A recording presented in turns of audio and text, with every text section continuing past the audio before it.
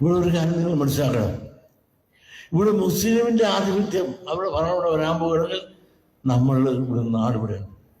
അവരൊക്കെ ഭരണത്തിൽ വന്നാൽ നമ്മളെല്ലാം ആത്മഹത്യ ചെയ്യേണ്ടി വരും. വെള്ളാപ്പള്ളി വെച്ച് ഇയാളൊരു എന്തൊരു ഇതുണ്ടാക്കിയില്ല, നവോത്ഥാന തേങ്ങയെന്ന് പറഞ്ഞു. നാരായണ ഗുരുവിനെ വിറ്റ് നിന്ന് ആക്രിക്ക് വിറ്റ് നിന്ന ഈ അലവലാതി വെച്ചല്ലേ ഇയാള് ഈ നവോത്ഥാനം ഉണ്ടാക്കി വെച്ചിരിക്കുന്നത്. വാ തുറന്നാൽ ജാതി അല്ലാതെ അയാൾ എന്തെങ്കിലും പറയൂ? ഇപ്പൊ കേരളത്തിലുള്ളതിൽ ഏറ്റവും വലിയ അലവലാതി ആരെന്ന് എന്റെ ചോദിച്ചാൽ ഞാൻ പറയും വെള്ളാപ്പള്ളി നടേശനാണ്. ഇയാളെ കൊണ്ട് നടന്ന് SNDP വിറ്റ് നിന്നുന്ന അച്ഛനും മോനും ഭാര്യയും എല്ലാം കൂടെ സംഘടന ഉണ്ടാക്കി വെച്ചിട്ട് സംഘടനയിലെ മുഴുവൻ നേതാക്കളും നിങ്ങൾ എടുത്തു നോക്കും. മോളെ ഭർത്താവ്, മോള്, അച്ഛൻ, അമ്മ, മോൻ എല്ലാം കൂടെ ഉണ്ടാക്കി വെച്ചിട്ട് നിങ്ങൾക്കറിയാമല്ലോ, ദുബായിലൊരു പെണ്ണ് കേസിലോ കച്ചവട കേസിലോ എത്ര കോടി നിങ്ങൾ അവയാളാണ് കുമാരനാശാന്റെ മോളിൽ എന്ന് പറയുന്ന ഒരു മുഖ്യമന്ത്രി. എനിക്ക് നാണം തോന്നുന്നു എന്റെ പാർട്ടിയെ പറ്റി.